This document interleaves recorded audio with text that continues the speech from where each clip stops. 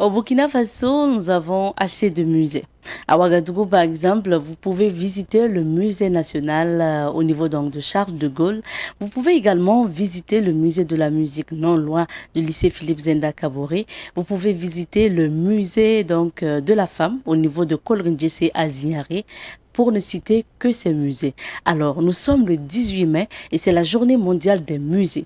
Occasion pour nous de vous inviter à la visite de ces musées et puis bien sûr de tous les sites touristiques coutumiers du Burkina Faso, comme nous le faisons chaque matin ou chaque semaine en partant à la découverte de sites touristiques, sites coutumiers ou traditionnels, en partant à la découverte de notre culture tout simplement. Alors, cette semaine, nous partons à la découverte des Tengso Vandamba. Je vais parler des chefs de terre, donc du Burkina Faso, puisque nous avons rencontré des chefs de terre de Mankoutougou. Nous avons rencontré également des chefs de terre de Zignaré qui se sont réunis à Cambouensin pour nous livrer des témoignages sur ce que c'est que le chef de terre et puis bien sûr nous parler également de leurs doléances ces derniers temps.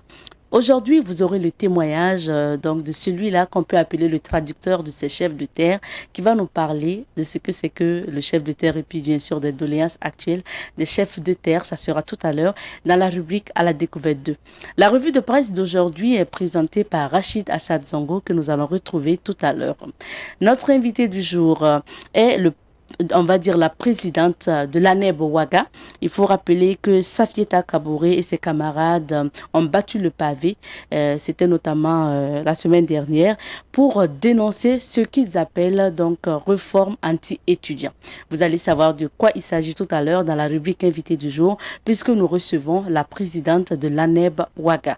Et dans la rubrique Un nœud sur la société avec Serge Youssef Ouedraogo et son invité aujourd'hui, nous nous intéressons à la hausse des prix des produits de grande consommation en général au Burkina Faso. Ça sera tout à l'heure dans la deuxième partie de cette émission.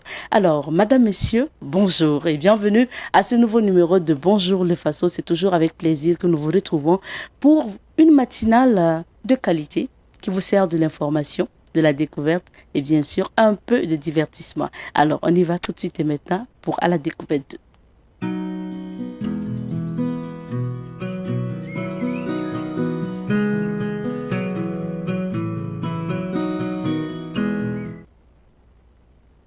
Chef de terre. Le chef de terre est appelé Tengsoba Amoré pour parler donc du singulier ou Tengsoba Ndamba pour parler du pluriel.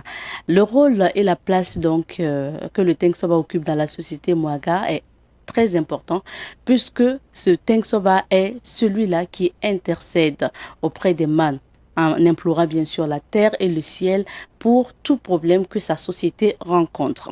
À partir donc d'hier déjà, nous avons commencé à vous parler du Tengsoba à travers la présentation générale et aujourd'hui, nous allons vous inviter à écouter le témoignage de celui-là qu'on peut considérer quand même comme le traducteur donc de ces Tengsoba Ndamba.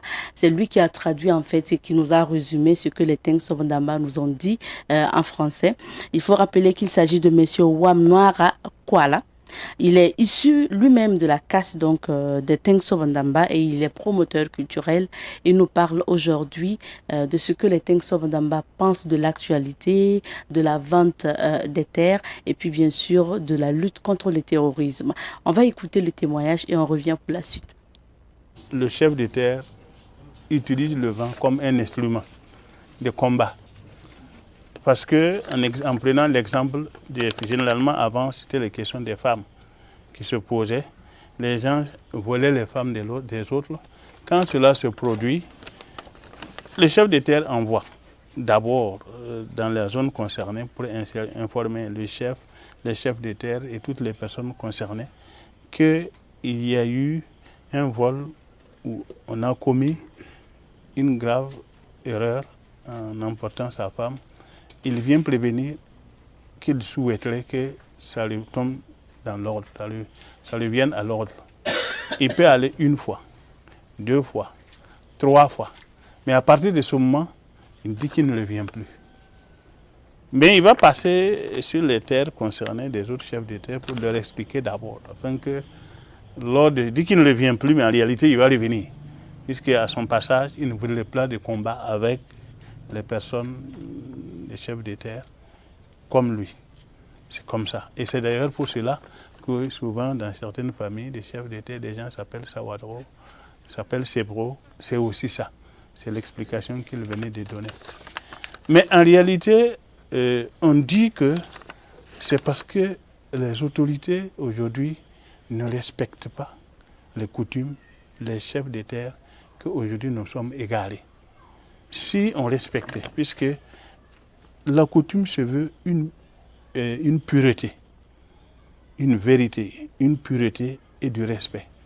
Si nous respectons cela et que nous ne faisons pas, nous ne commettons pas des péchés, même 10 personnes désignées par que le chef d'État peut combattre avec 1000 terroristes. C'est ce qu'il vient d'expliquer. Et deuxièmement, on élargit même pour dire qu'en fait, la réalité aujourd'hui, là, on ne considère pas les coutumes. On ne considère pas les chefs d'État. Ça, toutes les religions, la conclusion, c'est pour dire qu'en fait, les chefs d'État, ils ne spéculent pas. Ce sont des personnes qui travaillent pour la culture, qui travaillent pour la pureté, qui travaillent parce que c'est une tradition et que la terre ne se vend pas. En principe, il n'y a pas de propriétaire terrien sans chef de terre. Parce que d'abord, c'est le chef de terre qui a désigné le sol pour permettre à chaque personne de pouvoir se nourrir. En réalité, dans les domaines, même pour faire sa maison, c'est le chef de terre qui officie pour dire ici, c'est ta maison. Ça passe par là, en principe. Mais le chef de terre ne vend pas. Tu veux dormir, on ne peut pas vendre le sommeil à quelqu'un. Voilà la conclusion, le résumé qu'ils nous ont laissé pour dire que le seul problème que les autorités ont, c'est qu'ils ne considèrent pas les chefs de terre. Ils ne mettent pas les chefs de terre à leur niveau normal et que ce n'est qu'à ce prix qu'eux, ils peuvent contribuer à résoudre les problèmes de la société au bout. Je rappelle que vous écoutiez le témoignage de Monsieur Wamnoara Kwala. Il est issu donc de la case de Teng Sobandamba et il faut rappeler qu'il est promoteur culturel également. Il nous résumait là ce que justement les Teng Sobandamba ont eu à donner comme témoignage. Pour la suite de cette émission, nous allons nous informer. On fera le tour de l'actualité nationale et internationale. On parlera bien sûr de l'actualité sur les réseaux sociaux. Bon, je vais dire la presse en ligne notamment. Ça sera avec Rachid tout à l'heure.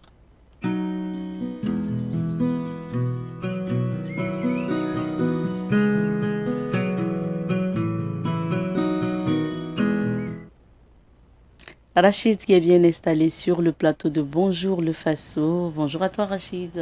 Bonjour Abzeta, merci de me recevoir sur ton plateau. Merci. Bonjour à ceux qui nous suivent et encore bonne fête, on va dire, de Journée internationale des musées. Je pense que tu es drapé à cette image-là. Bien sûr, merci bien. Je suis habillée à l'image du musée du Cocodonda. Bon, il n'y en a pas d'abord. C'est une belle idée en tout cas. Ça viendra bien. Alors Rachid, on découvre déjà les titres avec toi. Ça marche et avec ton autorisation, le premier journal qui nous offre sa une, c'est le Quotidien. À la une du Quotidien, on peut lire « Lutte contre le grand banditisme à Ouagadougou, 5 malfrats aux arrêts », c'est-à-dire à la page 5.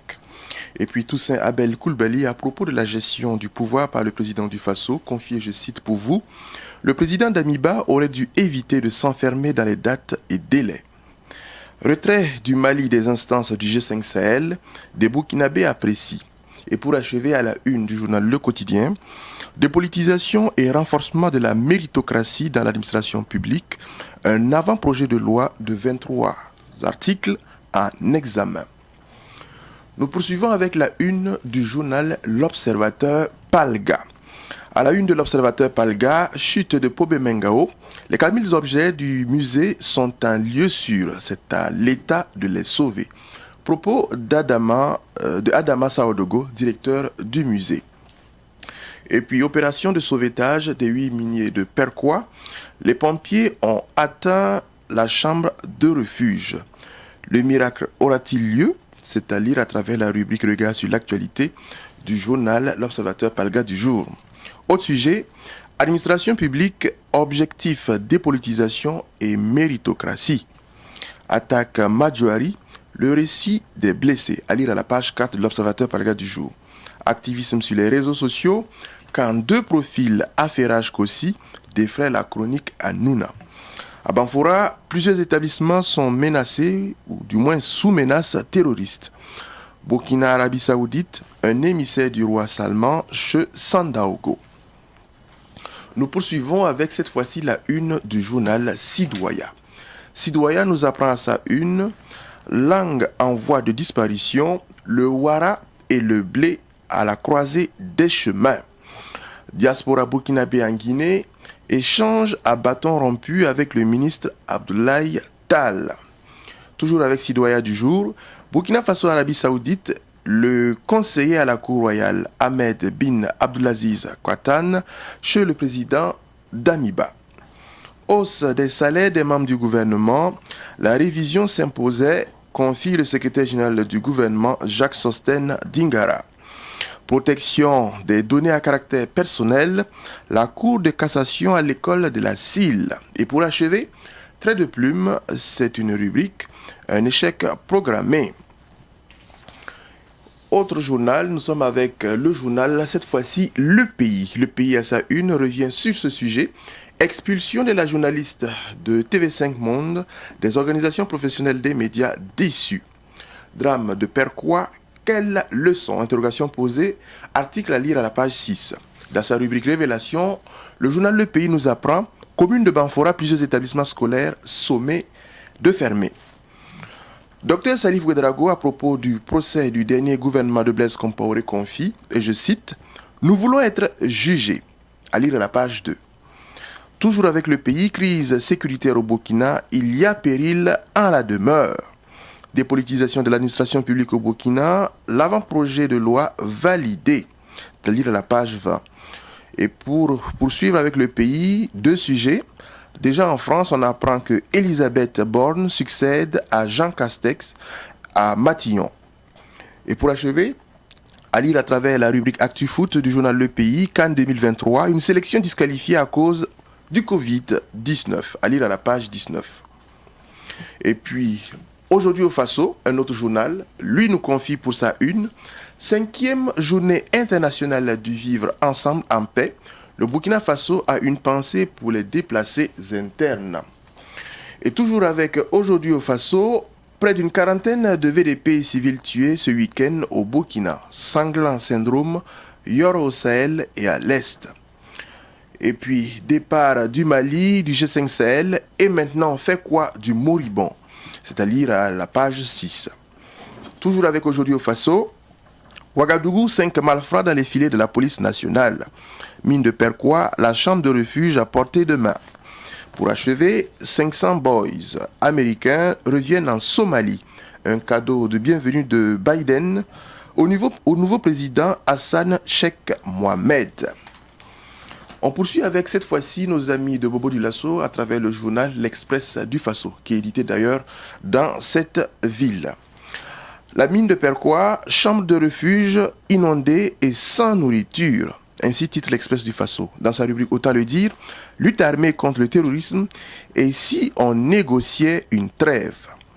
Jubilé d'argent épiscopal de Monseigneur Paul Ouedraogo, c'est du 27 au 28 mai 2022. Abattoir frigorifique de Bobo Dioulasso, 8 ans ferme pour l'ex-DG et 7 ans pour le trésorier. Lutte contre le terrorisme, le Mali abandonne le G5 Sahel en plein vol. Et pour achever, Coupe du Faso, on risque d'avoir une affiche de D2 en finale. C'était les titres pour ce qui est de la une de l'Express du Faso. On poursuit avec l'actualité en ligne et le site qui nous entretient ce matin, c'est www.lefaso.net. Vie chère à Waiguia, consommateurs et commerçants déplorent la situation. Dépolitisation et renforcement de la méritocratie au sein de l'administration publique, un avant-projet de loi en cours de validation. Journée internationale du vivre ensemble en paix, il n'y a aucune raison de ne pas croire à notre capacité de nous adresser et d'affirmer que nous existons. Ce sont les propos du ministre d'État Yero Boli.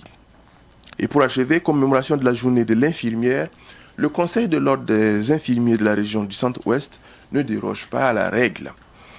On poursuit pour achever avec l'actualité hors de nos frontières. Le premier pays que nous entretient, c'est le Togo. Et là, on apprend début d'examen du baccalauréat 1 ou le probatoire pour la classe de terminale. Le baccalauréat 1 qui a démarré hier au Togo. Cameroun, une nouvelle opération de démolition suscite la colère des populations à Douala.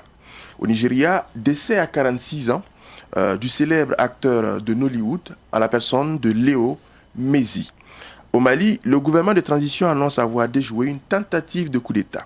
En Guinée-Bissau, le président dissout le Parlement et convoque de nouvelles élections législatives. En Centrafrique, 10 civils tués dans une attaque dans le centre du pays. Et pour achever, en Tunisie, explosion au domicile du ministre de l'Intérieur, Taoufik Chaferdine. Abzeta, voilà ce que l'on pouvait lire pour l'actualité hors de nos frontières, en ligne, mais également la presse écrite ce matin. Merci à toi, Rachid. Et on revient sur quelques sujets d'actualité. Le premier, pour commencer, nous nous intéressons à la situation au niveau de la mine de Perquois. La chambre de refuge est à portée maintenant des sapeurs-pompiers. C'est bien cela, et c'est ce qu'on a pu apprendre à travers justement la visite terrain des autorités, avec en tête le ministre en charge du Travail et de la Protection sociale, à la personne de Bassoloma Bazier, avec également à ses côtés le ministre en charge des mines. Et ce qu'on a pu avoir en tout cas comme information de par leur voix, c'est que les opérations, sinon l'opération de sauvetage qui conduit vers, on va dire, la chambre de refuge où toutes les espérances sont concentrées, est pratiquement à portée de main. On parle de moins de 2 mètres pour justement atteindre cette chambre de refuge. Et on a pu constater aussi le niveau de l'eau qui se veut en tout cas relativement acceptable. Et on pense que peut-être pour la journée d'aujourd'hui, les opérations de pompage de l'eau vont permettre d'atteindre définitivement cette chambre de refuge. Et on espère pouvoir y trouver ces 8 miniers coincés depuis pratiquement maintenant, on va dire, environ 1 mois. Et là-dessus, on ne peut toujours que garder notre espoir, en espérant vraiment, comme on le dit, que ces 8 miniers s'y trouvent. Probablement qu'au cours de cette même journée, la journée d'aujourd'hui, on pourra encore avoir des informations sur le constat qui aura pu être fait au niveau de cette chambre de refuge. Donc, on va garder la main avec le chapelet, en espérant justement que le constat va permettre de retrouver ces miniers. Parce qu'on n'oublie pas que c'est une situation qui se veut véritablement dramatique. Hier, toujours les médias revenaient sur le sujet. Des médias confrères sont revenus sur ce que vivent, on va dire, les familles notamment de ces miniers-là. C'est très difficile. Nul n'était le fait qu'il y a à côté de cela un appui social de façon générale, et ça les familles même le disent, ce n'aurait pas été facile pour ces familles. N'empêche que ça reste difficile tant qu'on ne voit pas ses proches qui sont justement dans ces galeries et dont on ne sait pas véritablement s'ils sont encore en vie. Voilà. Ce qui m'a attristé hier, j'avoue, c'est quand j'ai appris qu'il se pourrait qu'au niveau de cette chambre de refuge, où l'espoir vraiment de tout le monde se repose là, il se pourrait qu'il n'y ait pas de nourriture. C'est bien vu, Abzeta. Et là-dessus, du moment que nous restons dans une sorte d'hypothèse, on ne peut pas affirmer que c'est le cas, on ne peut pas non plus infirmer. Et là-dessus, on espère que on va retrouver en tout cas ces miniers-là vivants. Maintenant, il peut se trouver que il n'est pas improbable qu'il y ait, du moins il peut arriver qu'il y ait de la nourriture. Et si il y a de la nourriture et qu'il y a un autre problème qui se pose et que ce n'est pas le manque de nourriture qui amène que, bon, on se retrouve dans une situation qui n'est pas gaie. Bon, ce n'est pas ce qui aujourd'hui nous importe. Voilà. Ce qui nous importe aujourd'hui, c'est de pouvoir les trouver vivants. Si on les retrouve et que malheureusement, ce n'est pas comme on le souhaite et qu'il y a de la nourriture, on ne pourra pas dire que c'est le manque de... Du moins, c'est le fait qu'il y ait enfin, on ne vous dira pas que c'est la nourriture en tout cas qui a causé ce qui est arrivé. S'il n'y a pas de nourriture aussi, toujours est-il que des investigations seront menées pour qu'on sache véritablement quelle a été les causes de la situation. Et comme je dis, c'est une situation qui se veut qui veut du moins que l'on soit assez pas forcément réservé, patient, moins critique, tant qu'on n'a pas des éléments tangibles pour pouvoir faire justement, on va dire, en toute objectivité, des observations qui tiennent la route. Donc là-dessus, c'est mieux de ne pas faire de spéculation. On dit que dans cette chambre-là, il se peut qu'il n'y ait pas de la nourriture, mais rien ne prouve que peut-être au moment où le danger est arrivé, ces miniers-là se sont réfugiés aussi dans cette chambre, avec peut-être de quoi pour pouvoir tenir. Voilà. Quoi qu'il en soit, ce qui importe aujourd'hui, et la nouvelle en tout cas qui encore nous donne de l'espoir, c'est que la chambre de refuge n'est pas loin. On espère qu'on va retrouver ces miniers-là vivants. C'est ça. Voilà. On croise les doigts, comme tu le dis, on espère qu'au cours de cette journée, une bonne nouvelle tombera. Tout à fait. De toutes les façons, de nombreuses procédures sont enclenchées, notamment même au plan judiciaire. Donc, quoi qu'il en soit, des investigations seront menées sur pratiquement, on va dire, l'ensemble du fait pour parler de cette situation-là. Deuxième actualité, Rachid, on s'intéresse maintenant au sujet donc, de la dépolitisation de l'administration publique avec une loi. Tout à fait. C'est l'un des sujets également à la une, on va dire, des journaux, ou sinon de la presse de façon générale que l'on cite.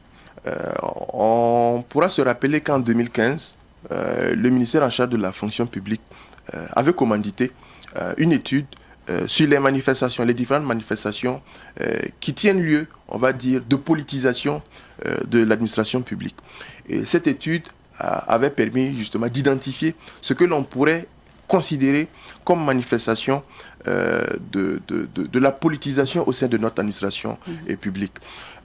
Cette étude en question a été réactualisée cette année, donc cette année 2022, et a fait l'objet, on va dire, d'un atelier au cours duquel l'avant-projet de loi portant sur, on va dire, la dépolitisation et le renforcement de la méritocratie a été relu et écrit.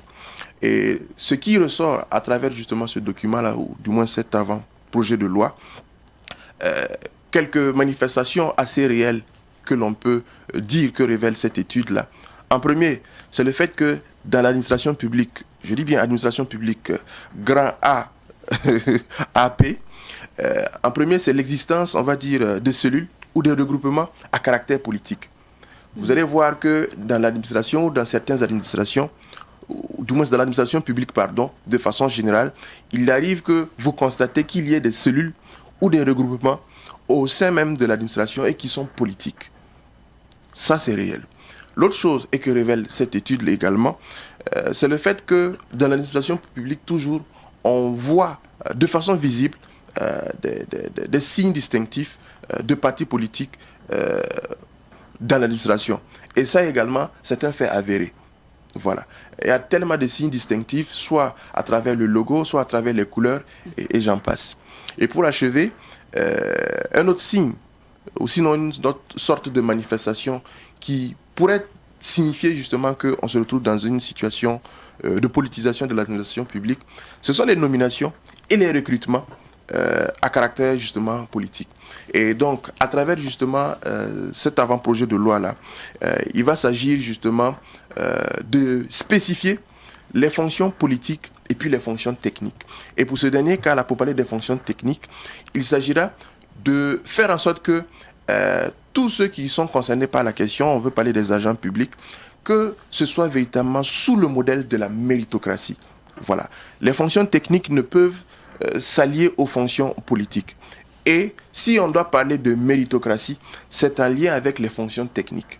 Voilà. Parce que ce qu'on a pu voir sur le terrain, c'est que c'est plutôt ceux qui assurent les fonctions politiques qui semblent être ceux qui sont mis en avant. Alors que ce n'est pas toujours évident qu'en termes de mérite, cela vaut pour ces personnes-là. Donc ça va permettre justement de recadrer, on va dire, les choses. Donc on attendra de voir, parce que le dernier mot reviendra au niveau de l'Assemblée nationale qui va justement fixer cette loi-là. D'accord. Voilà. Et pour finir, on parle d'insécurité, Rachid. Là, on s'intéresse aux écoles au niveau donc de la région des Cascades.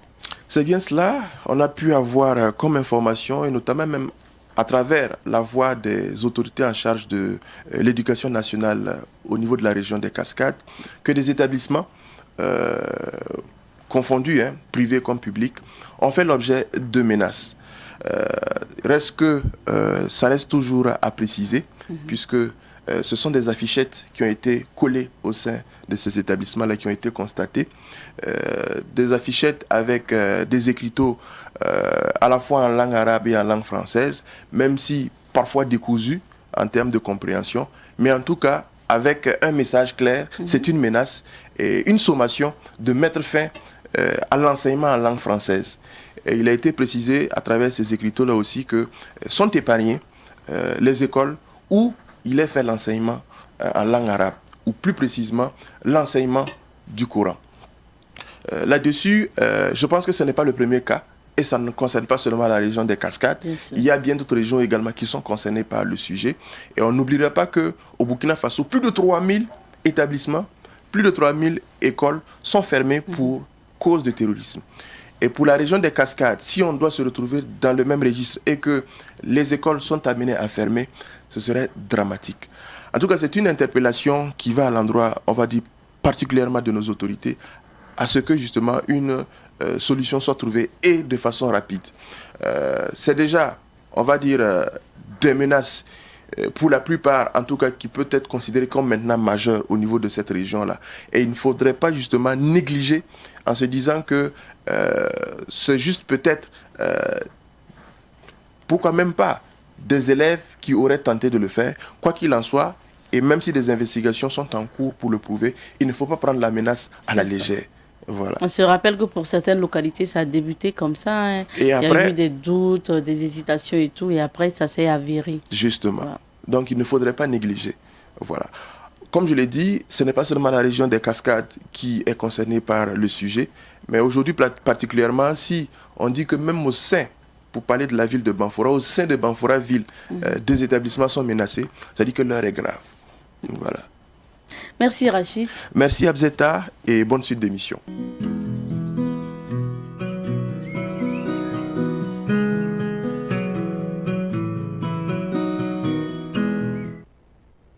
Nous sommes à présent avec Safieta Kabouri.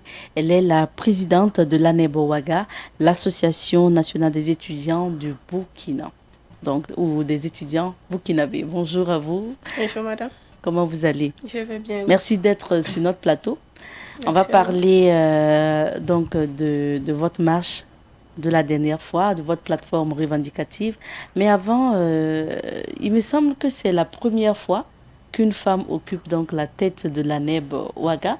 Est-ce que c'est facile donc de gérer la présidence de l'ANEB avec les revendications, les marches, les meetings, les protestations? D'accord, bonjour à vous et bonjour à l'ensemble de vos téléspectateurs. Et avant d'en arriver à votre question, nous tenons d'abord à remercier Savant TV pour l'occasion que vous nous donnez de nous exprimer sur votre plateau. Et remercier également par cette occasion toute la presse nationale qui a un travail de sensibilisation autour de ce que les étudiants vivent actuellement comme difficulté. Et pour revenir à votre question, je dirais oui et non. Non, d'abord parce que la société dans laquelle nous sommes actuellement, et qui a encore les tares de la société féodale, fait que souvent il n'est pas bien perçu qu'une femme occupe en fait ce genre de responsabilité. Donc c'est peut-être là où on peut dire que ce n'est pas aisé parce que la société même voit mal qu'une femme en fait soit premier responsable de certaines organisations. Et le deuxième élément, oui, c'est aisé parce que au niveau de notre organisation, tous les militants sont formés au même niveau. Et que tu sois étudiante ou étudiant, dès l'instant que tu adhères à l'organisation, la formation qui est donnée au même titre.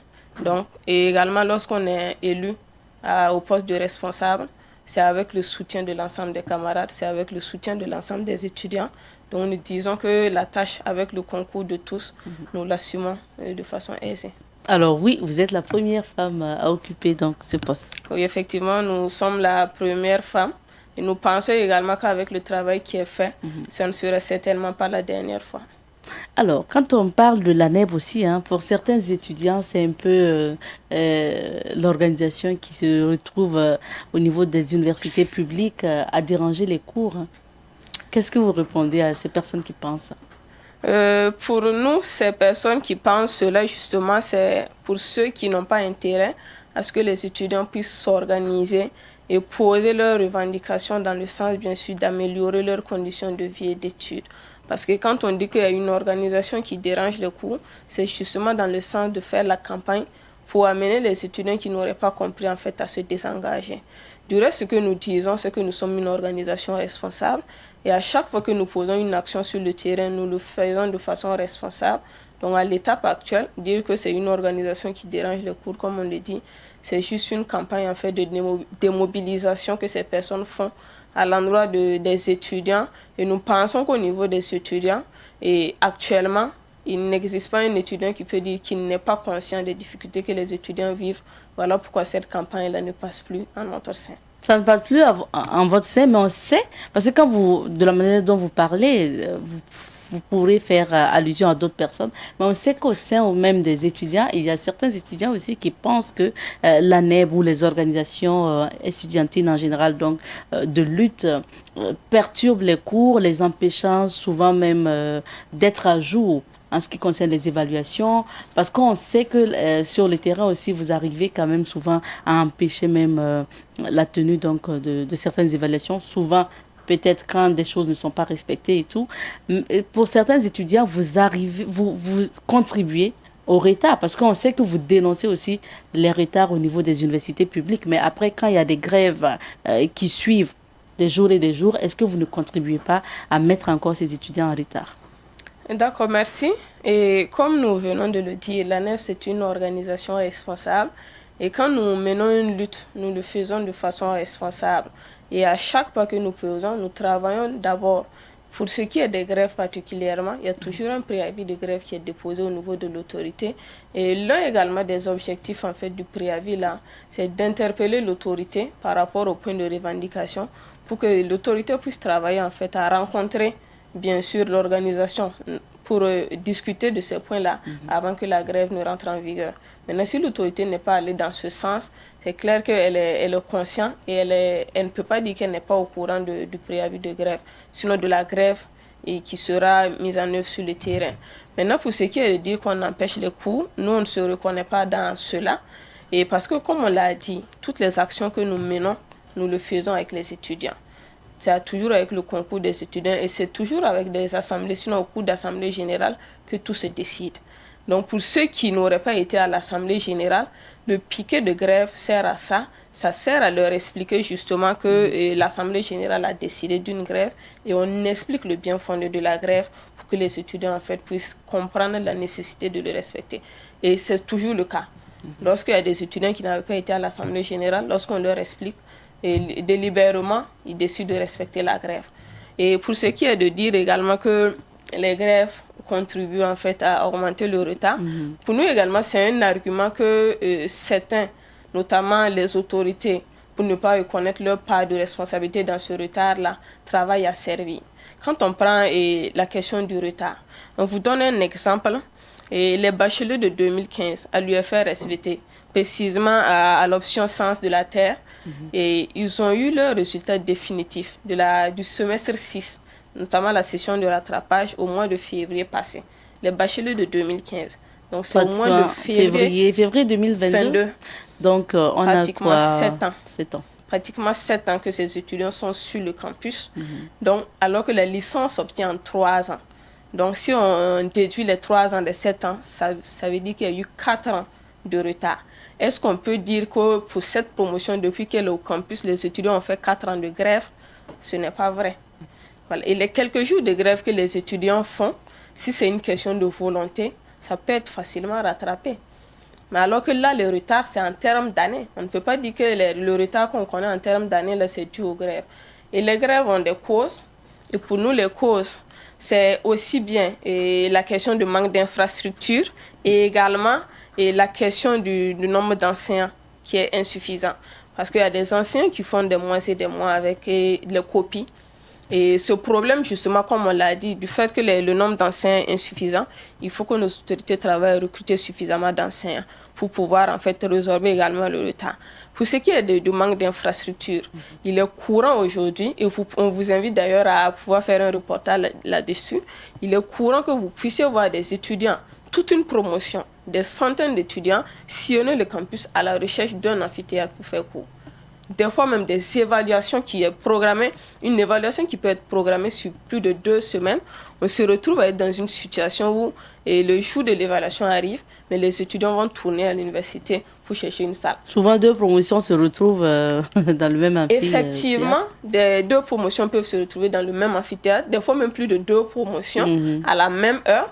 Et tout ça, en fait, ça concourt justement parce qu'en ce moment, il faut qu'une promotion cède la salle à l'autre.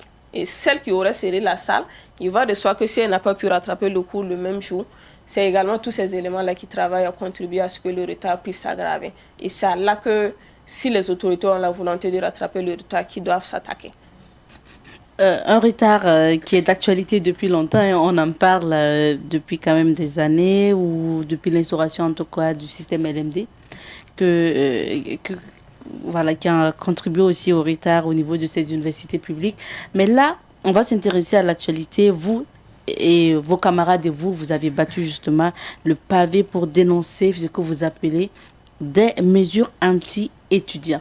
Pourquoi vous qualifiez donc les réformes ou les mesures actuelles donc, de mesures anti-étudiants? En quoi c'est anti-étudiant? Merci. Pour nous, c'est une mesure que les autorités tentent de faire passer. On dit encore tente parce que pour nous, ce n'est pas mise en œuvre. Et on ose espérer que nos interpellations seront entendues et que les autorités ne vont pas mettre ces mesures-là en œuvre. Parce que quand on dit que c'est anti-étudiant, et ça va contribuer non seulement à clochardiser davantage les étudiants, mais au-delà de ça, ça va les chasser hors des campus. Quand on dit cela, et les mesures que les autorités veulent faire passer, on va citer quelques-unes. Il y a la condition de moyenne, de renouvellement de l'aide qui passe de 5 sur 20 à 7 sur 20 de moyenne. Il y a l'exclusion des étudiants du privé alors qu'il y en a qui y sont allés en étant orientés par l'État, justement du fait qu'il n'y a pas leur filière de formation dans le public. Ces étudiants sont orientés dans le privé et tous ces étudiants-là, en fait, se retrouvent dans une situation où ils seront abandonnés à eux-mêmes. On vous donne quelques chiffres. Vous voyez la session passée, la session de l'année 2020-2021 du FONER, il y a eu 34 467 étudiants qui ont renouvelé leur allocation avec une moyenne inférieure à 7. Donc ça fait 34 000 étudiants, plus de 34 000 étudiants qui ont renouvelé leur aide avec une moyenne inférieure à 7. Ce qui signifie que si cette mesure où les autorités veulent désormais amener la moyenne de renouvellement à 7, si ça passe, ce sont des milliers d'étudiants qui seront exclus du bénéfice de l'aide FONER. Pour ce qui est des étudiants du privé, et il est vrai qu'il y a des étudiants qui vont dans le privé par leurs propres moyens, mais actuellement, comme on vient de le dire, il y a ceux qui sont orientés dans le privé par campus façon. Justement du fait de l'incapacité de notre État à mettre leur filière de formation dans le public. Donc du coup, ces étudiants qui sont dans le privé, ils n'y sont pas allés avec leurs moyens. Et ce n'est pas parce qu'également ils ont les moyens qu'ils y sont. C'est justement l'État qui les a orientés à ce niveau-là. Et donc, c'est à l'État de travailler, à les accompagner pour qu'ils puissent mener à bien leurs études. Et là, également, c'est des milliers d'étudiants. C'est des milliers d'étudiants parce que si on prend également, toujours pour l'année passée, c'est 13 537 étudiants qui ont pris leur FONER au niveau du privé. Donc là également, il faut qu'on puisse comprendre qu'en réalité, si ces mesures, comme on le dit, c'est anti-étudiant. Et si ça passe, ça va chasser beaucoup d'étudiants de l'université. Et en tant qu'étudiants, nous ne pouvons pas accepter que nos autorités aillent dans le sens-là. Parce que c'est une volonté justement d'interdire l'accès au savoir aux enfants du peuple. Alors, on va aller vraiment maintenant aux revendications. On se rappelle que votre plateforme contient 3 axes majeurs. Vous avez déjà évoqué donc les réformes concernant le FONER. Vous avez parlé tantôt donc de 2 conditions notamment. Il y a aussi quand même la condition concernant aussi le revenu des parents. Effectivement, c'est une nouvelle condition que les autorités veulent faire passer. Et une nouvelle condition qui est que désormais, les étudiants dont les parents ont un revenu annuel supérieur ou égal à 10 millions seront exclus du bénéfice de l'aide FONER. Et pour les autorités, un parent qui a 10 millions, ils ont suffisamment les moyens en fait pour prendre en charge leurs enfants. Et pour nous, il ne faut pas qu'on puisse faire ce lien entre le revenu des parents et leurs charges. Actuellement, nous sommes au Burkina et nous savons que les charges des parents, ça ne se limite pas uniquement à la famille nucléaire. On sait qu'un fonctionnaire ou un salarié simplement, quand il a des charges, au-delà de sa famille nucléaire, au-delà de sa petite famille, là, il a la grande famille qui est là, il a sa propre famille, il y a souvent la belle famille également, et vers qui ces personnes-là, en fait, ont des charges à assumer. Donc, en ce moment, on ne peut pas dire que parce que le parent a 10 millions, en fait, il a suffisamment de moyens pour s'occuper de ses enfants. L'autre élément, c'est qu'il peut y arriver que le parent, en fait, a plusieurs enfants et au niveau du supérieur, au niveau des universités. Et ça va se trouver que pour chaque enfant, on va dire que le parent a 10 millions. Du coup, en fait, c'est le même parent qui s'occupe, par exemple, de 4 enfants. Et ces 4 enfants, on va les exclure de l'aide parce que les parents ont un revenu. Vous voyez un peu qu'en ce moment, ça augmente la charge au niveau de ces parents-là. L'autre élément qu'il faut savoir, c'est qu'en réalité, les autorités veulent juste avoir le principe. C'est juste le principe qui est que désormais, là, il faut que les parents qui ont ce revenu-là, on doit exclure. Et si ça passe, il faut s'attendre à ce que d'ici quelques années, ils reviennent pour descendre à moins de 10 millions. Ils peuvent descendre à 5 millions et ainsi de suite, de sorte à ce que finalement, on se retrouve dans une situation où beaucoup seront exclus. Donc, c'est le principe même qu'il faut qu'on puisse comprendre, que les autorités veulent faire passer et qu'il ne faut pas qu'on puisse accepter cela. Ce n'est qu'une question de temps. Si ça passe cette année, attendez-vous à ce que d'ici quelques années encore, on revienne pour dire qu'on va diminuer le revenu annuel des parents à ce niveau. Pour vous, il faut laisser tous les étudiants du moins à un même pied. Tout le monde bénéficier donc de l'aide FONER. Maintenant, vous êtes étudiante et vous connaissez aussi un peu les réalités sur le terrain. On a quand même des étudiants qui sont inscrits dans des privés, mais qui déposent juste leur dossier à l'université publique pour bénéficier de l'aide FONER. On sait même que certains même ne donnent pas forcément ce qu'ils touchent leur FONER à la famille. C'est juste pour prendre pour leurs propres besoins. Est-ce que quelque part aussi ça, ce n'est pas aussi injuste parce qu'ils ne vont même pas suivre les cours à l'université publique? Et c'est justement l'un des arguments qui a amené nos autorités en 2016-2017 à décider de donner l'aide FONER aux étudiants qui sont dans le privé. C'est les autorités eux-mêmes qui ont justement analysé, disant que ces étudiants-là, ils viennent augmenter le nombre d'étudiants en fait, dans le public alors qu'ils n'y suivent pas les cours. C'est ça. Et que par conséquent, il faut qu'on leur donne l'aide là où ils sont. C'est une mesure à l'époque que nous avons saluée parce que justement, tous les étudiants, qu'ils soient du public ou du privé, sont des Burkinabés avant tout. Mais que maintenant les autorités reviennent pour reculer par rapport à cette mesure-là, c'est de dire qu'en fait, on va retomber là où on était. Et l'autre élément, et quand on dit qu'ils viennent prendre l'aide au niveau du public alors qu'ils ne suivent pas les cours, il faut également comprendre que c'est parce que le besoin y est. Parce que l'aide, c'est combien? C'est seulement 175 000. Actuellement, même, c'est largement dépassé par le coût de la vie. C'est largement dépassé. Le minimum à l'étape actuelle que l'étudiant a besoin pour supporter ses charges par mois, c'est 35 000. Le minimum. Sur la base d'un calcul, quand on prend le loyer, quand on prend la restauration, quand on prend le transport. Parce que le transport, on donne en même temps pour que les téléspectateurs puissent apprécier. Et quand on prend le transport, et actuellement, il n'y a pas de ligne spécifique pour les étudiants. Donc, ce qui fait que les étudiants qui ne sont pas dans les cités s'abonnent au coût ordinaire, qui est de 7 000 francs par mois.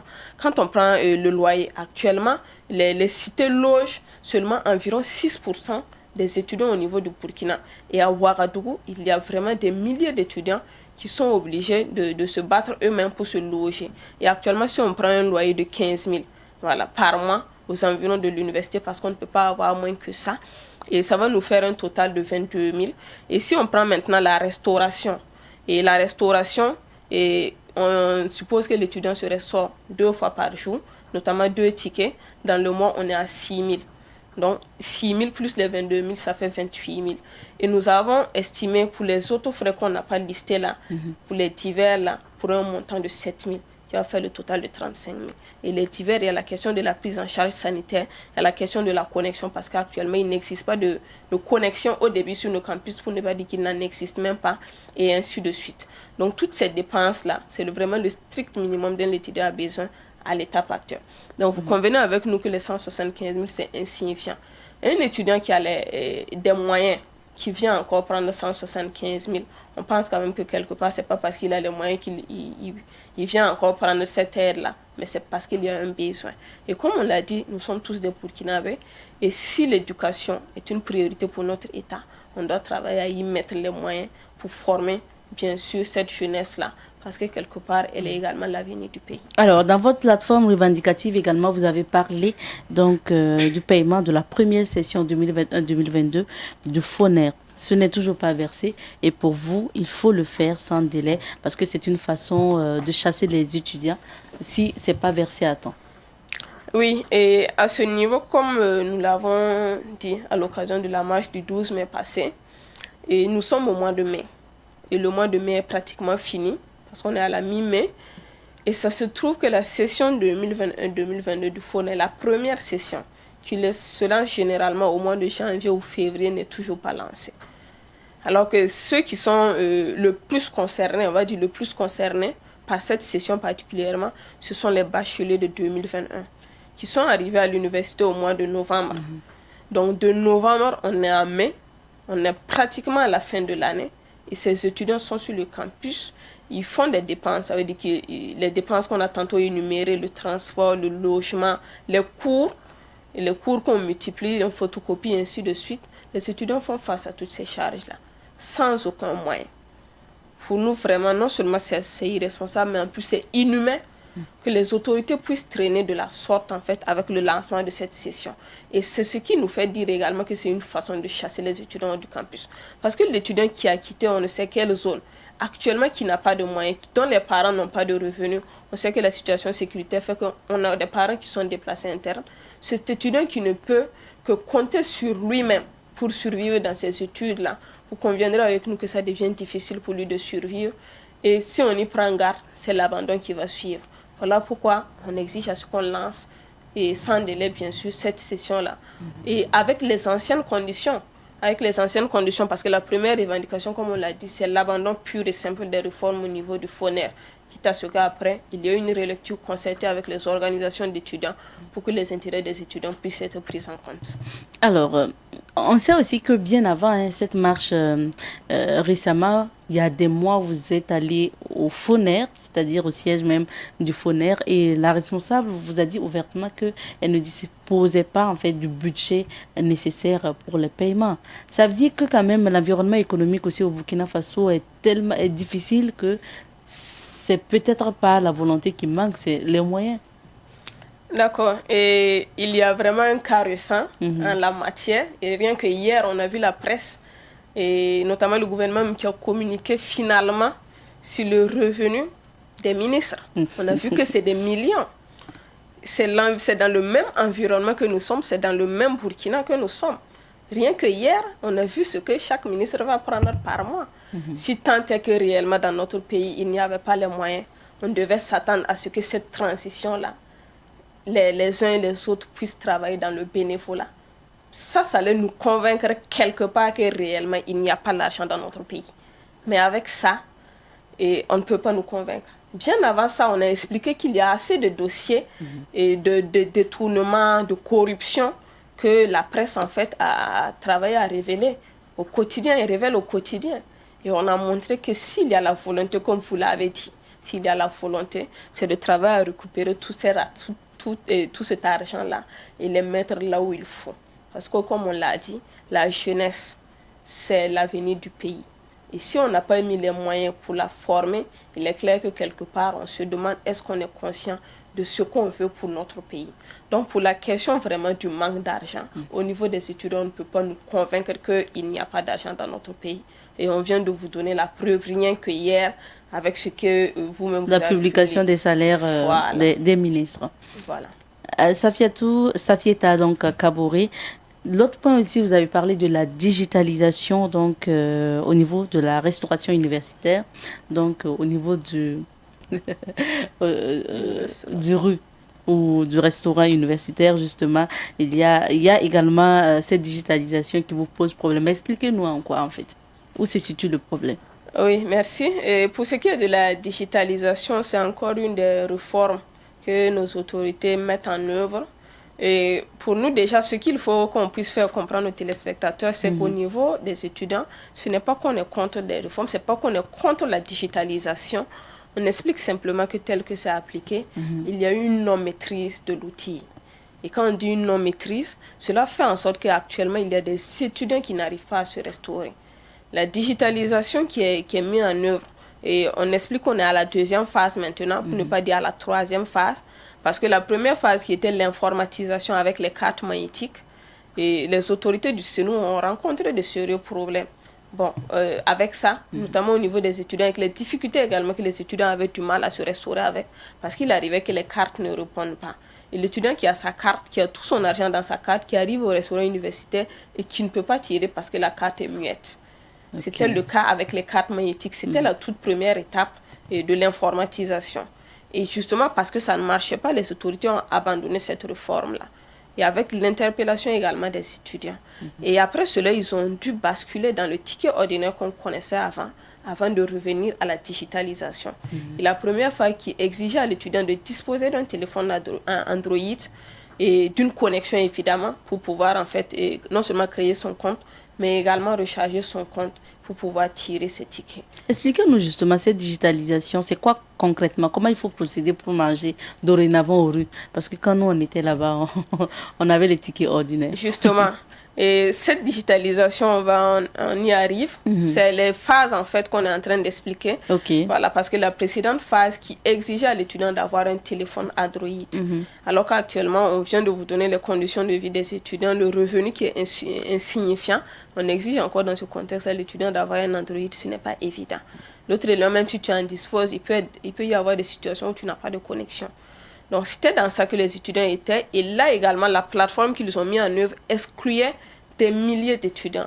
Par exemple, quand on prend les bacheliers de 2017 et antérieurs, quand ils ont appliqué cette mesure-là, en 2020, toute cette portion d'étudiants-là était exclue de la plateforme.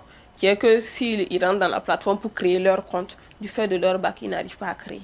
C'est un problème que le CNU a tenté de résoudre, mais qui, à l'étape actuelle, persiste. Et également, l'inconvénient, sinon, une des difficultés, c'est qu'il arrive que l'étudiant recharge son compte et il finit de recharger, il consulte son compte et il voit qu'il y a 0 francs dedans. Il peut mettre 5 000, voire 10 000, en fonction bien sûr du moyen qu'il a, parce que il faut dire que l'étudiant, comme on connaît les situations dans lesquelles on vit, il arrive que l'étudiant préfère recharger son compte pour être à l'abri au moins de la restauration, pour ne pas que dans certaines situations, il ait du mal à se restaurer. Donc il peut prendre tout son argent pour recharger son compte, et il voit que son compte a un solde 0. Donc, du coup, il a du mal à se restaurer. C'est ces insuffisances de la digitalisation qui amènent les autorités à envoyer maintenant ce qu'elles ont appelé ces restos. Okay. Ces restos, et également, qui est une forme de digitalisation, mais qui n'exige pas forcément d'avoir un téléphone Android, mais dont l'inconvénient, c'est non seulement le fait que ça exige toujours l'utilisation de téléphone, ça exige de disposer d'une carte SIM Orange spécifiquement, et également ça exige de la connexion à un moment donné du processus. La connexion et le réseau de façon générale. Et ça, c'est au moment de valider le ticket au niveau des agents, même plus c'est nous. Ce qui fait que déjà, et vous conviendrez avec nous qu'il suffit que Orange ait un problème de réseau pour que ça soit bloqué, puisque l'étudiant doit recharger son ticket à partir de son compte Orange. Donc, du coup, là, c'est une difficulté. Et même là, déjà, même sur le terrain, ça se manifeste. Voilà, parce que ce n'est pas appliqué, ce n'est qu'à la reprise de ces congés, notamment au mois de mars-avril, que ça a été mis en œuvre. On est au mois de mai, à peine un mois que c'est mis en œuvre et il y a assez de difficultés. On dit que ça exige de la connexion à un moment donné, notamment au niveau des agents qui doivent valider le ticket. Et il peut y arriver que l'étudiant arrive avec son ticket qu'il a fini de tirer, mais du fait justement de l'absence de réseau, les agents n'arrivent pas à valider le ticket pour que l'étudiant se restaure. Donc du coup, il y a un blocage. Et rien que le vendredi passé, au niveau de l'université Thomas Sankara, il y avait un grand blocage justement du fait de l'absence de réseau. Qui a fait que finalement, vous voyez comment les autorités ont traité ce problème et ils ont demandé aux étudiants de laisser leur CNIB, leur carte nationale d'identité, pour se restaurer. Est-ce qu'on peut trouver que cela est responsable? Il suffit juste d'ajouter les tickets ordinaires. Et vu qu'actuellement on ne maîtrise pas la digitalisation, les autorités ne l'ont pas encore maîtrisée, pour ne pas mettre les étudiants en difficulté, qu'on ajoute simplement les tickets ordinaires pour que l'étudiant ait le choix. Sinon, à l'heure actuelle, il faut manger par ce processus de digitalisation. Forcément. Il n'y a pas de ticket ordinaire. C'est les deux systèmes qu'on a tantôt expliqués là, qui est mis en œuvre. Avec les difficultés également qu'on connaît. D'accord. On est en train de me signaler que notre temps tire vraiment vers sa fin. On va aborder le grand point. Il faut rappeler que c'est 3 axes majeurs. Donc, on l'a cité, problème de phonaire, donc le problème aussi de digitalisation des tickets de restauration et puis le paiement aussi de la première session 2021-2022 du phonaire. Et puis, on sait que vous avez été au ministère donc, de l'enseignement supérieur pour déposer votre plateforme revendicative. Vous avez été reçu. C'est vrai que le ministre n'était pas là, mais vous avez été reçu. Est-ce que depuis lors, on vous a contacté? Effectivement, nous étions le 12 mai au niveau du ministère, avec les points que vous venez tantôt d'énumérer. Et malheureusement, non seulement le ministre lui-même n'a pas pu se dégager pour nous rencontrer. On a dit qu'il allait recevoir des effets ou du matériel qui devrait vous servir. Oui, mais justement, cela signifie que pour les autorités, ils ont fait un choix entre la lutte des étudiants et recevoir le matériel. Ça veut dire que pour le ministre, il était plus important pour lui d'aller recevoir le matériel que de recevoir ce qu'il est censé administrer, les étudiants. C'est un choix que le ministre a fait et pour nous, justement, c'est quelque part également, ça confirme ce que nous avons dit, qui est que depuis que les étudiants sont en lutte, les autorités ont travaillé, sont dans une attitude de mépris envers la lutte des étudiants. Il aurait pu se faire représenter à la réception du matériel par le même qui est venu nous recevoir. Donc c'est un choix. Et pour nous, quelque part, ça dénote également du mépris des autorités à ce niveau-là. L'autre élément, comme on l'a dit, on est en lutte, ça fait un bon bout de temps maintenant. Et jusqu'à présent, et nos autorités, comme on l'a dit, et elles n'ont pas travaillé à nous rencontrer, n'en parlons pas de faire des propositions. Ok. Vraiment, la dernière question va s'intéresser au 19 mai dernier. Le t-shirt que vous portez n'est pas anodin du moins. Il faut rappeler que le 19 mai marque la date anniversaire de la disparition de l'étudiant qui faisait la 7e année de médecine. Il s'agit notamment de Dabo Boukari qui nous a quittés malheureusement un 19 mai. Et on sait que la NEB a toujours des activités en train, donc, dans le cadre de la commémoration de ce triste anniversaire. Pour cette année, qu'est-ce qui est prévu? D'accord, merci. Effectivement, bientôt, nous allons commémorer le triste anniversaire justement de l'assassinat de notre camarade Dabo Boukari, étudiant en 7e année de médecine précisément, assassiné le 19 mai 1990 dans un contexte où les étudiants luttaient justement, comme le contexte actuel, pour améliorer leurs conditions de vie et d'études, pour lutter également contre les mesures ultra-sélectives au niveau des passages dans les promotions. Pour les activités au programme cette année, nous avons d'abord un meeting au niveau du 19 mai. Donc, on précise que c'est une commémoration sur 2 jours, notamment le 19 mai et le 20 mai. Donc, le 19 mai, nous serions à l'université Joseph Kizerbo. D'abord pour un meeting au terrain d'Abo à 8 h. Et après le meeting, on aura un panel à 10 h. Toujours, cette fois-ci au niveau de l'amphibé, voilà, avec le professeur Mahamadi Sawadgo, un philosophe, et également André Thioro, qui est actuellement président du MBDHP OUE. Et le thème du panel va porter sur la situation nationale qu'on avait légèrement abordé tantôt. Également la situation nationale de façon générale, la situation sécuritaire et ainsi de suite. Donc ce sont ces 2 éminents et panélistes qui vont nous accompagner pour ce panel-là le 19 mai à 10 h à l'amphithéâtre B de l'université Joseph Kizerbo. Donc après ce panel, on va se retrouver une fois de plus au terrain d'Abo pour la finale du tournoi Dabo Boukari, finale qui a débuté depuis le mois d'avril. Le tournoi qui a débuté depuis le mois d'avril et la finale, ça sera le 19 mai. Et cette finale va opposer l'équipe de l'UFR LAC à l'équipe de l'USTA. Et également au programme de cette finale, on aura la prestation des commissions spécialisées de l'UGEP, notamment le club taekwondo, la chorale, la troupe théâtrale et ainsi de suite. Pour le 2e jour, donc le 20 cette fois-ci, ça sera à l'université Thomas Sankara, avec la prestation des commissions qu'on vient tantôt de citer. Donc, on invite l'ensemble des étudiants de ces deux universités et également l'ensemble de la population à sortir massivement et également participer à ces activités-là. Merci à vous d'être passé. Le temps court, on a pratiquement fini ou débordé donc sur le temps. Merci à vous d'être passé et puis voilà, on vous souhaite encore bonne suite dans la lutte. Merci à vous. Je rappelle que Safieta Kaboré est la présidente de l'ANEB Ouaga. L'ANEB, c'est l'Association nationale des étudiants burkinabés. Et c'est ici qu'on va s'arrêter pour notre entretien de ce jour.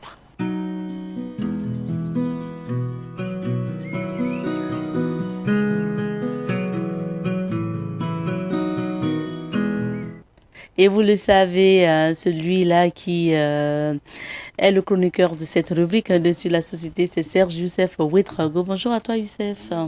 Comment ça va? Aujourd'hui, tu es venu avec un invité sur ce plateau. Nous sommes avec M. Ousseini Ouedraogo, qui est le secrétaire général adjoint de la Ligue des consommateurs de Burkina. Bonjour à vous, M. Ouedraogo. Bonjour, monsieur. Bonjour, dame. Bonjour, chers téléspectateurs. Merci à vous d'être là pour nous aider à développer surtout ce thème concernant la hausse des prix des produits de première nécessité, des produits de grande consommation sur le marché. Alors, vraiment, la récente augmentation, c'est le prix des hydrocarbures qui fait du bruit. Mais aujourd'hui, nous nous intéressons justement à l'augmentation en général de tous les produits, surtout les produits de grande consommation. Mais Youssef, on ne va pas déroger à la règle, on va aller suivre le micro-trottoir. Mais il faut rappeler que c'est un micro-trottoir réalisé du côté de Boussé. On va suivre et on revient pour la suite. Comme un air de déjà-vu, les consommateurs ne sont même pas surpris par l'augmentation des prix des hydrocarbures à la pompe. C'était prévisible au vu de la situation en Ukraine et de la situation socio-politique au Burkina, disent-ils. Mais leur seule crainte est que cette augmentation n'ait pas d'impact sur d'autres produits de grande consommation, par exemple. Vraiment, c'est un peu dur. L'augmentation, c'est pas facile parce que avec la situation de la vie actuelle là, on va essayer de faire avec seulement, sinon c'est pas facile. Quand il y a une augmentation de carburant comme ça joue sur presque tous les produits. Ouais. Ça joue sur tout et on sait que non, ça va jouer sur beaucoup de prix. Mais on va essayer de faire avec seulement parce qu'on n'a pas le choix. Comme on avait déjà prononcé ça, donc essence de 1000 francs même avant, on ne pouvait même pas circuler comme on veut. Maintenant, là, c'est devenu 850 ou mais c'est combien là? On va franchement dire, ça ne nous plaît pas. Okay. Donc, à revoir ça, sinon, voilà. Déjà, même pendant le mois de carême, plutôt,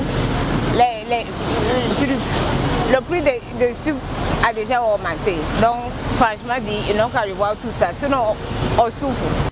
La crainte de ces consommateurs ne semble pas avoir pris du temps pour devenir une réalité. Du côté de la Fédération nationale des taximens et travailleurs du secteur des transports du Burkina, le moment est à la concertation pour une décision adaptée dans les heures ou les jours qui suivent. Le tarif des taxis pourrait passer de 300 francs à 400 francs, voire 500 francs. Je suis en train de convoquer toutes nos bases pour qu'on puisse faire une rencontre pour voir la situation, ce qui peut être fait. Voilà. Sinon, on sait qu'avec l'augmentation, c'est pas bon. La population n'a pas l'argent. Voilà. La population n'a pas l'argent. Bon, nous allons essayer de voir avec tout ce qu'on peut faire. Bon, mais au cas, il faut écouter dans l'ensemble de tout le monde avant de prendre une décision. Bon, j'étais en contact tout de suite avec Sidi Bobo. Je les ai dit de faire une rencontre autour de leur section aussi à Bobo là-bas. Elle me fait compte rendu ce que je suis en train d'organiser ici.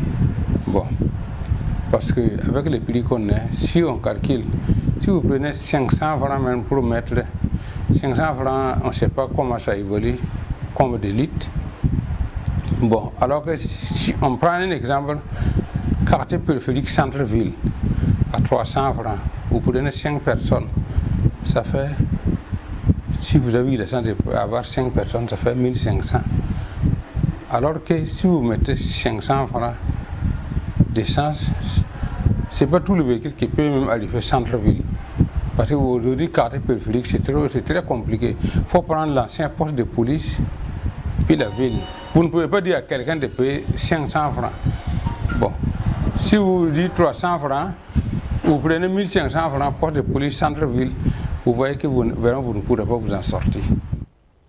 Alors, c'était là plutôt un élément sur l'augmentation des prix des hydrocarbures, donc le prix donc, de l'essence. On reviendra donc au cours de cet entretien sur le micro-trottoir concernant l'augmentation des prix des produits de grande consommation. Maintenant, on s'intéresse au cadre des hydrocarbures, augmentation du prix donc, de l'essence, qui a créé l'augmentation des prix de transport. Aujourd'hui, ce sont les taximens aussi qui parlent. Alors, je donne la parole à notre invité, Youssef, pour commencer. Monsieur Ouedraogo, vous êtes le secrétaire adjoint donc, de la Ligue des consommateurs du Burkina. C'est sûr que le LCB, donc, la LCB du moins, ça est sur le dossier. Alors, aujourd'hui, les Burkinabés sont dans l'obligation donc de subir l'augmentation de 100 francs sur le prix du litre donc des hydrocarbures. Comment vous appréciez déjà la nouvelle et quand vous discutez aussi avec les autorités, comment ça s'est passé pour la prise de décision déjà, parce qu'on sait que souvent aussi on vous associe pour la prise des décisions. D'accord, merci pour la précision. Effectivement, dans cette dynamique, nous l'avons appris également avec amertume, désespoir, désenchantement et désillusion. Et cette hausse est venue dans une dynamique selon laquelle elle n'a pas été participative. Nous n'avons pas été associés à la prise de décision relativement à la hausse, ça c'est un. Deuxièmement, au montant jusqu'à 100 francs, ça c'est deux. Nous n'avons pas été associés. Et troisièmement, relativement à la fixation du tarif des tickets de transport de personnes, nous n'avons également pas été associés. Donc, sur toute la ligne, sauf sur le transport de marchandises qui a fermé ses portes hier au niveau du ministère du Commerce en 2 jours où nous avons été conviés parce que nous avons sonné l'alerte, nous avons tiré la sonnette d'alerte pour dire à l'autorité que nous ne sommes pas d'accord parce que nous sommes des consommateurs et on ne saurait prendre des décisions à la place d'une personne autre que celle-même qui doit être davantage comprise. Donc, en un mot, nous n'avons pas été associés au cadre de concertation pour la hausse du prix des hydrocarbures, pour la hausse jusqu'à 100 francs que nous condamnons jusqu'aujourd'hui et nous ne reconnaissons pas dans cette hausse la Ligue des consommateurs dans son intégralité et pire encore, la fixation du prix du ticket transport personne, nous ne nous le connaissons pas. On sait qu'après aussi l'augmentation des prix des transports, le gouvernement a quand même rencontré les transporteurs pour discuter. C'est vrai que l'information est venue, l'augmentation est venue et après il y a eu les rencontres. Le gouvernement à ce niveau-là fait preuve de laxisme et de rétropédalage. Conviendra avec moi qu'on a pris la décision sans associer d'abord les transporteurs. Et après maintenant qu'on a les transporteurs aussi ont eu la nouvelle, ils se disent que ok, comme c'est ici, il n'y a pas de problème. Nous aussi, nous avons la balle à notre niveau, qu'on va la saisir au rebond. Nous allons également fixer le coût du transport de personnes individuellement de telle sorte. Mais vous avez tous vu l'actualité, comment elle était décevante, en ce sens que nombreux sont ceux qui ont vu qu'on a qualifié cette hausse-là de sauvage, entre guillemets, où les transporteurs n'étaient pas du tout d'accord. On était obligés de les appeler, le gouvernement était obligé maintenant, était au dos au mur, était obligé de les appeler sur la table pour discuter. Et en les appelant pour discuter, là, on a oublié une troisième personne très capitale dans le dispositif tel les consommateurs. Les consommateurs. Alors, Youssef, je vais te donner la parole tout à l'heure, mais ça me permet aussi d'aborder le point sur la probable augmentation aussi du prix du pain. On sait que la Ligue des consommateurs, dès que les boulangers, les patrons de boulangerie et pâtisserie ont commencé à parler, la Ligue des consommateurs a dit non, vous ne pouvez pas toucher au prix actuel du pain. Quelle est la situation actuellement? Merci. La situation actuellement, nous sommes véritablement dans une situation où nous ne comprenons rien parce que c'est de la cacophonie. Les prix ont été fixés, nous avons travaillé. Le gouvernement nous a conviés avec tous les acteurs depuis pratiquement septembre, octobre, décembre, jusqu'au jour où nous avons eu l'opportunité, il y avait pratiquement 1 mois ou 2 mois, si je ne me trompe pas, les dates étant nombreuses, on a déposé sur la table du gouvernement à travers le ministère du Commerce les travaux et les conclusions de l'Observatoire, où les décisions étaient prises. Et jusqu'au jour, à l'heure où nous vous parlons, le gouvernement ne s'est pas prononcé. Imaginez-vous, ne serait-ce que le poids d'un atome, où des consommateurs sortent déjà et qu'ils partent trouver que soit le poids a diminué, pour répondre un peu aux aspirations des boulangers, soit il y a eu hausse et que le consommateur est obligé de subir, en ce moment, le consommateur paie le prix du laxisme du gouvernement. Et actuellement, nous pensons qu'il y a, entre guillemets, ce qu'on appelle le laxisme du gouvernement dans la tentative de protéger comme il se doit le consommateur burkinabé. Et pour le moment, la décision n'est pas prise et le gouvernement a dit que la décision ne peut pas être prise comme ça par les patrons de boulangerie et pâtisserie. Il faut une concertation. Est-ce que vous espérez aussi faire partie de cette concertation? La concertation, nous avons participé correctement. C'est pourquoi ce qui a été arrêté définitivement, c'est que le prix du pain étalon est fixé à 200 francs et 150 francs aux 200 grammes. Alors, 200 grammes. Voilà. C'est toujours intact. Tout à fait. Donc, on espère qu'au moins à ce niveau, on ne va pas se réveiller un matin avec des augmentations. Mais le problème, c'est que juste après le communiqué du ministre en la matière, il y a même certains de vos confrères qui sont allés sur le terrain pour payer du pain. Il y a une journaliste lors de notre dernière conférence de presse qui nous disait seulement qu'est-ce que la Ligue fait, parce que moi je suis allé ce matin pour payer du pain et on m'a vendu le pain là à 200 francs. J'ai dit mais vous êtes consommatrice. Qu'est-ce que vous avez fait pour interpeller l'autorité à travers un écrit, la production d'un écrit, pour dénoncer ou encore opposer une fin de non-recevoir quant à l'achat de ce pain? Vous n'avez rien fait. Et c'est alors que c'est ensemble, à l'unisson, que nous devrons siffler la fin du match relativement au désordre qui prévaut en ce moment. D'accord. On parle de hausse un peu partout. On a parlé des hydrocarbures, probable augmentation pour le prix du pain. Youssef, on va aborder la prochaine question avec toi. Oui, je voulais ajouter une question par rapport à l'augmentation. Est-ce que l'augmentation des prix au niveau de Burkina Faso atteint même son niveau? Parce que c'est qu'auparavant, il y a des niveaux d'augmentation. Et comme aujourd'hui, c'est du coup, par rapport à l'augmentation, je pense que ça n'a pas atteint son niveau. Si M. Ouedraogo peut nous confirmer, parce que l'État doit augmenter en fonction des niveaux. Oui, l'État augmente en fonction des niveaux et cela relève d'un comité interministériel de détermination du prix des hydrocarbures auquel nous ne sommes pas membres, nous ne sommes pas associés. Ça veut dire que nous recevons les informations au même titre. Le Bureau exécutif national de la Ligue des consommateurs reçoit les informations au même titre que le consommateur lambda que nous représentons. Donc du coup, si on dit que ça n'a pas atteint le niveau, nous n'avons pas d'éléments d'appréciation à la matière. Si on dit que ça a atteint, nous n'avons pas également d'éléments d'appréciation pour pouvoir donner avec vérité ce qui a été dit. Chose que nous pouvons retenir seulement, c'est que c'est une augmentation pour laquelle nous ne nous le connaissons pas. D'aucuns diront que c'est une dénonciation pour dénoncer. Non, pas une dénonciation pour dénoncer. Toute chose qui touche à l'intérêt et aux droits des consommateurs, la Ligue des consommateurs, toutes les associations défenderesses des droits des consommateurs là, se doivent, dans le devoir strict de leur statut et règlement intérieur là, de se prononcer parce que ça va jouer. Et tenez-vous bien que le prix des hydrocarbures est un véritable indicateur des autres prix. Avant même le prix des hydrocarbures, l'augmentation des prix des hydrocarbures, les produits de grande consommation avaient déjà commencé à connaître une inflation sur le marché. Nous avons interpellé l'autorité jusqu'à ce qu'il y ait également, sans que des décisions, des sanctions ne soient prises. Nous avons fait même des sorties terrain pour la surveillance du marché, tant du point de vue de Ouagadougou à travers certaines boutiques, tant du point de vue également de Banfora, où nous avons remonté l'information à l'autorité. C'est pour dire que nous sommes un partenaire social de développement. En donnant l'information à l'autorité, l'autorité doit saisir cette opportunité-là et prendre des décisions qui sait.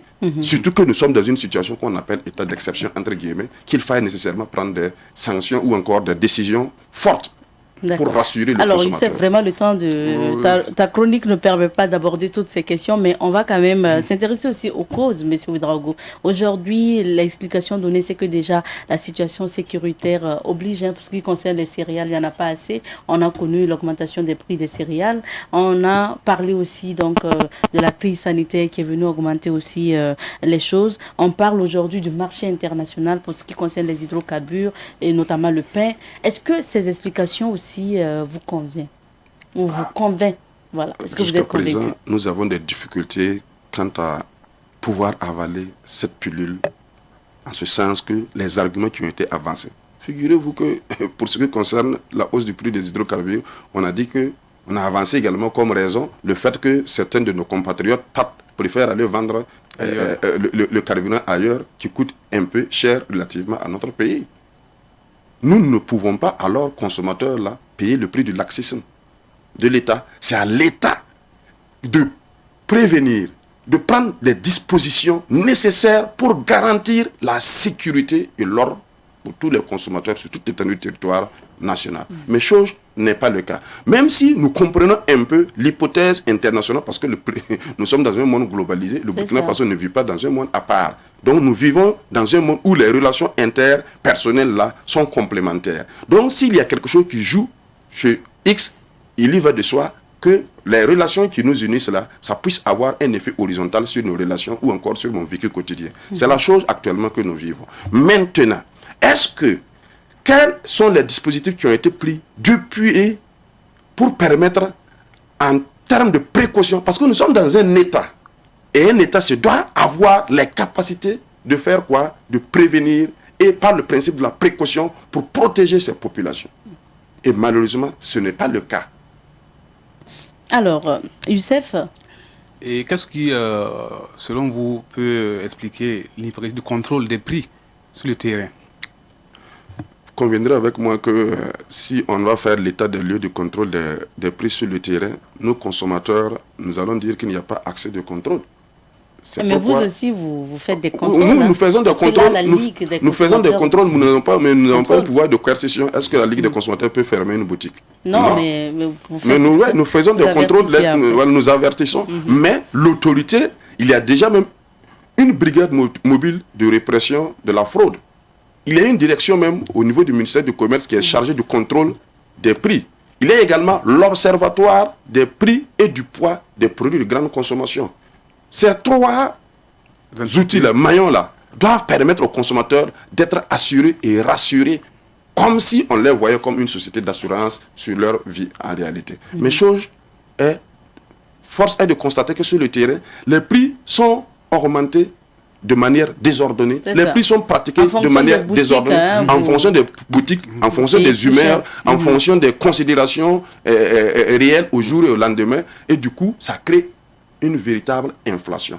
Et vous allez constater que l'indice du prix à la consommation est un indicateur réel du taux d'inflation au Burkina Faso. Et dans la zone UEMOA, vous constaterez que mars 2022, à nos jours-là, c'est le Burkina Faso qui a un 13,5 de taux d'inflation relativement aux autres pays. Donc ça montre à quel point la vie au Burkina Faso est très chère. La vie est très chère. Est-ce que quelque part aussi, vous pensez qu'on peut adopter une politique interne pour essayer quand même de stabiliser aussi les prix? Tout à fait. Il y a des mécanismes qui sont là. Il faut bien actionner ces mécanismes-là et faire en sorte que ces mécanismes puissent être fonctionnels, bien opérationnels, en englobant tous les autres acteurs. Figurez-vous si, relativement à la hausse du prix des hydrocarbures à 100 francs où nous condamnons jusqu'à présent, il y a eu des échanges entre État, gouvernement et transporteurs.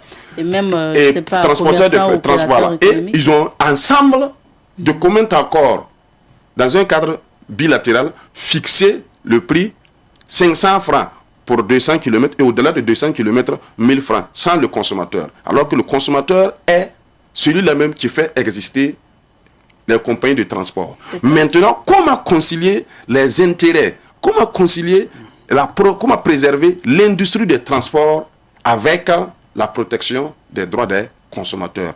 Si cette problématique était posée par le gouvernement, la logique voudrait que même pas qu'on leur dise, convier les associations de consommateurs là, dans un cadre tripartite à ce qu'on discute pour fixer les prix. Ça n'a pas été le cas. C'est ce qui est carrément déplorable. C'est comme si nous avons des gens qui ne réfléchissent pas suffisamment.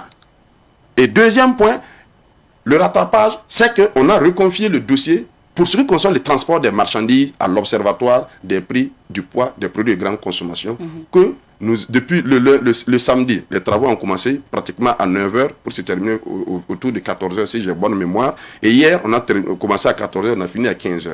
Le document final définitif sera déposé sur au niveau du gouvernement. On ne souhaiterait pas que ce soit logé à la même enseigne que le document antérieur sur le prix du pain où jusqu'à présent il n'y a pas de dispositif. Les prix risquent d'augmenter comme ça et puis en attendant que ces conclusions sortent, les décisions ne sortent. Mais ça, ce qu'on appelle, c'est de l'ingouvernance, c'est de laxisme en la matière. Alors, pour une situation actuelle là, il faudrait agir avec célérité. Et rapidement, merci à toi Youssef, le temps est fini, vraiment on a débordé. On a Ok. débordé. Merci à D'accord. vous, Monsieur Ouedraogo. C'est promis, on va vous réinviter pour Il y a avoir pas de plus problème. de temps pour discuter avec vous. Merci à vous, fidèles téléspectateurs de cette émission, et merci à tout le monde. Rendez-vous demain mercredi pour d'autres aventures. Portez-vous bien. Cuisse.